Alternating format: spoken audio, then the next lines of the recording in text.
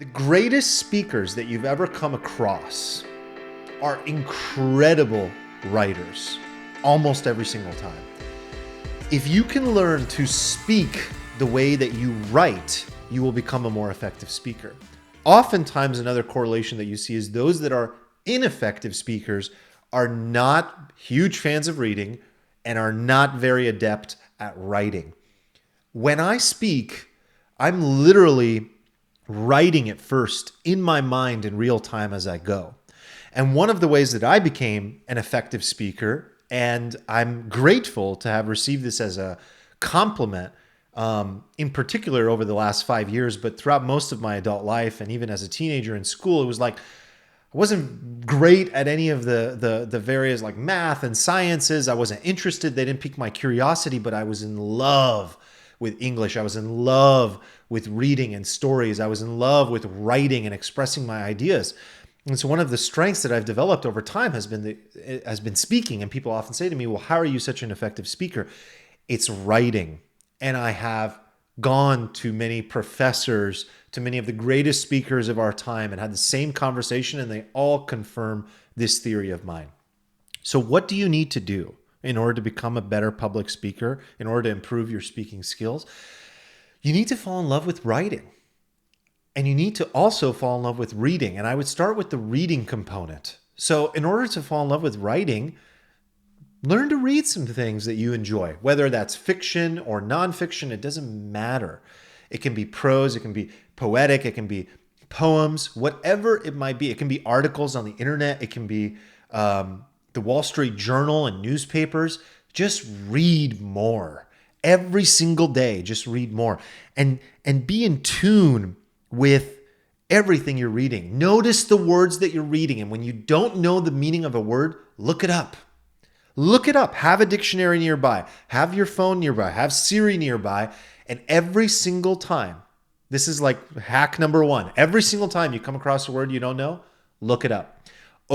Create a note for yourself in your notes app and call it, new words, interesting words. And every single time you come across a word you don't know, grab the definition and put it in that note. That's first and foremost. Begin to notice how people structure their sentences. When you come across some sort of punctuation that you're not familiar with, you ever notice, like, for example, I'll give you a nerd example. You ever notice how there's dashes and then there's dashes? Like some dashes are short and some dashes are long. Have you ever thought why? You may know already, but do you know the difference between an M dash and an N dash? An N dash, EN dash, is about the width of the letter N. An M dash is about the width of the letter M, like Mike. The M dash is similar to a comma. It can be used like a comma or like a semicolon, more like a semicolon for a long pause. You may notice that great writers often use these M dashes, sometimes too many times. The point is, you begin to learn how to read and understand these different levels of punctuation. You then should begin to use them in your own writing, no matter where you're writing. And I would recommend as well, like I understand entrepreneurs are very busy, but maybe start to, when you do write your emails or you do write your messages, maybe start to use better full sentences and punctuation. One of the problems with shitty speaking, or one of the causes of shitty speaking, is because we've become so lazy with our writing. You notice that correlation? We live in a world of thumb-only communication on our smartphones. And so often our sentences are abbreviated and shortened, and we're using emojis when really we should be using complete sentences. So when you have the opportunities to write, make sure you write properly and effectively, and that will go a long, long way. That's another important hack. Begin to use these full sentences. Take the new words that you're learning and use them in your writing. And then you will notice that through a combination of using and identifying these new words that you were not familiar with before, having proper punctuation, having proper cadence and speed into your writing, you will become a better speaker. Here's the most important hack and the most important part that I have not yet mentioned.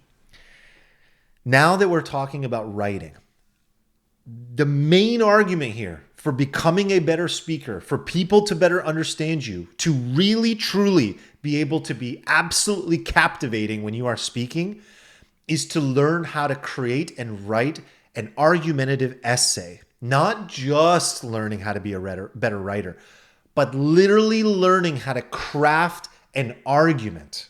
You see, when you learn how to construct ideas and how to position them properly, and what is the sequence of how to lay out these ideas in your writing, that will translate to your speaking. So let's just focus on writing for a second.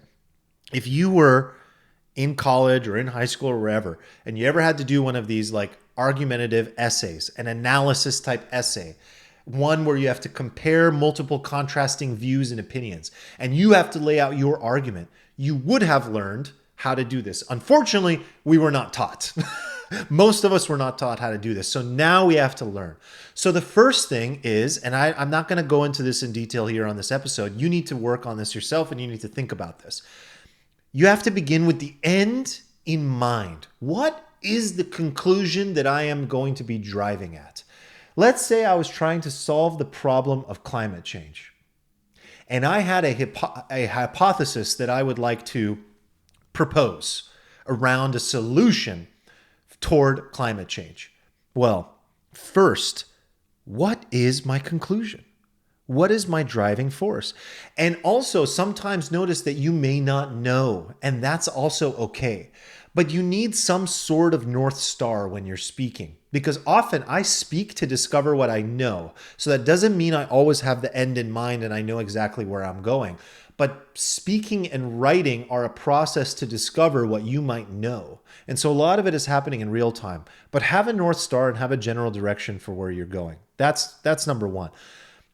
The second part is when you begin, try to start with the most high-level topic or piece of the puzzle possible and lay out the argument and the discussion in a way that makes sense to the other person. So it's like, look, if we're talking about climate change, okay, great. Hey, state that. We're going to talk about climate change.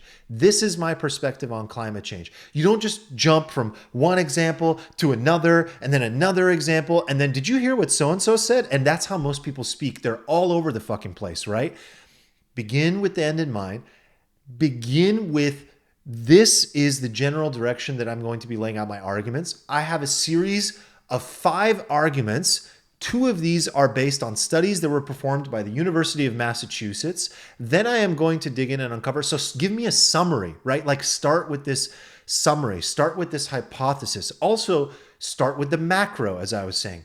Go really, really, really macro and give me the pieces of the macro. So say you were talking about climate change and there's 5 components. Give me those 5 components first, and then go to component number 1 and go deeply into component number 1. If component number 1 has its own series of 5 examples, state that as well and go into those 5 examples. Then make sure to come back up to macro point number 2.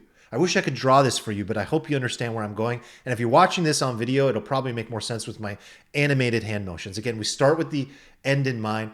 We have our driving force that we're really working toward. We go and we break this down into 5 macro level points. We go into point number 1, and perhaps point number 1 has 5 other micro points to it. We go into those and we come zoom back up to point number 2.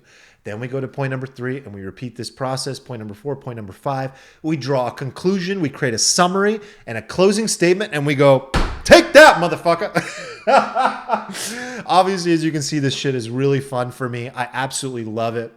I think it is critical, and that is how you can become an incredible speaker. Take these things that you're learning about, thinking about, studying all the time, and write about them, journal about them, and use a linear structure. It's okay to get lost in the clouds a little bit sometimes, as long as you come back down, you stay as linear and chronological as you possibly can. You give the structure to the reader, to the listener, to the viewer, so that they understand where they're going along with the journey, right? And I did some examples of this in this episode. I told you where we were going to be driving. I told you the importance of it. And one more thing that I think is very important when you're teaching in particular, not necessarily when you're speaking, but specifically when you are teaching something, is there's a simple formula for capturing somebody's attention, okay?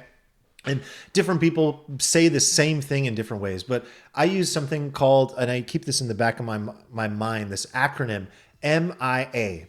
MIA. So the first thing you want to do is motivate me, hook me, give me a reason to pay attention. The second thing is to give me the information, like go into the details, go into the data, go into the points. And the final thing is action. Give me something to act on. And so I will give you a final piece of action. Go subscribe to this show on YouTube, Flow with Arman Asadi. Go subscribe on Apple Podcasts. Leave me a review on Apple Podcasts and send me a text message with your thoughts on this episode, or slide into my DMs. That's probably the best way to get in touch. It's a great way to just generally for us to be chatting and for me to be building this community. Or at Arman Asadi on Instagram. Send me a message or leave a comment on this video. Make sure to give it a thumbs up. Much love to you. I hope you enjoyed this. Until next time, peace.